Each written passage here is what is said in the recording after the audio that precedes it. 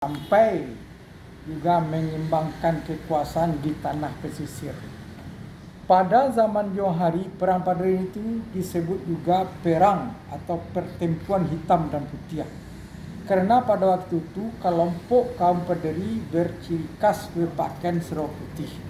Sedangkan pihak lawan dari kelompok bukan Padri berpakaian serba hitam. Pada zaman itu rata-rata pakaian orang Minangkabau serba hitam, berbaju hitam maksudnya. Mengenai masuknya Padri yang termasuk di tanah pesisir pada saat itu adalah Tuanku Ceredek di Naras, yaitu suatu bahagian dari Piaman pada zaman perang Padri itu. Orang-orang yang malas atau jahil, maksudnya Tuanku Ceredek di Naras, yaitu suatu bahagian dari Piaman. Pada masa perang Padri itu, orang-orang yang malas atau jahil beragama dihukum. Siapa yang tidak beragama dihukum, itu maksudnya. Dan yang lari akan dikejar dan diburu. Maka perburuan orang Padri itu biasanya disebut orang Lubuk Basuang diburu Salih. Itu kalau Salih itu adalah orang baju putih-putih. Itu zaman cerita orang tua-tua hari dulu. Disebabkan orang yang beragama pada masa itu disebut orang Salih atau orang Siak. Biasanya dikiaskan kepada anak-anak atau orang yang malas beragama akan lari ketakutan. Oleh karena itu disebut orang takut dibunuh orang Salih. Jadi orang putih-putih itu, ikan putih-putih itu orang Salih kalau zaman dulu disebut orang. Seperti diburu. Salih itu merupakan suatu pameo bagi orang Lubuk Basuang.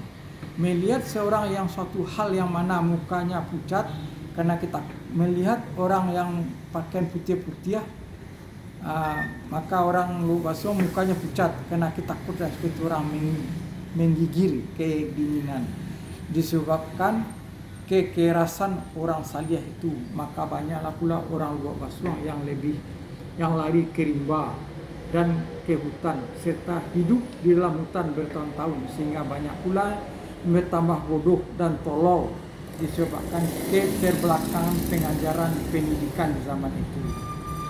Ada yang sampai disebut leco, yang mana leco itu kata orang tua pendahulu, yang mana tumitnya dikatakan menghadap ke belakang, tetapi pada hakikatnya belum tentu begitu. Dalam sekian banyak kaum Padri itu ada pula di antaranya yang sangat ditakuti oleh nagari Lubuk Basuang, berkemungkinan sekali anak buah Tuanku Tambusai namanya. Dia adalah salah seorang dari kepala kaum Padri, kawanan dari Tuanku Imam Bonjol. Jadi Tuanku Tambusai itu adalah salah seorang dari kepala kaum Padri, kawan dari Tuanku Imam Bonjol. Adapun yang pertama sekali mengembangkan agama baru secara kaum Padri secara kaum adalah Tuanku Nan Haji Miskin. Jadi adapun pertama kali mengembangkan agama baru yaitu orang Padri itu adalah Tuanku Haji Miskin yang namanya. Nagarinya yaitu di Pandai Sikat dekat Perang Panjang. Ia naik haji ke Makkah bersama dua orang temannya pada tahun 1803. Dialah yang mengangkat beberapa orang lagi kepala kaum Padri itu, yang biasa disebut Harimau Nan Salapan, terdiri dari Tuanku Nan Renceh di Kamang, Tuanku Kototuo di Ampe-Angke, Tuanku Lintau di Lintau, Tuanku Imam di Pasaman, di Tanah Datar Tuanku Alaban, di Limau Puluh Kota Tuanku Nan Piobang, Tuanku Piobang, Tuanku Nan Ceredek di Naras, dan lain-lainnya.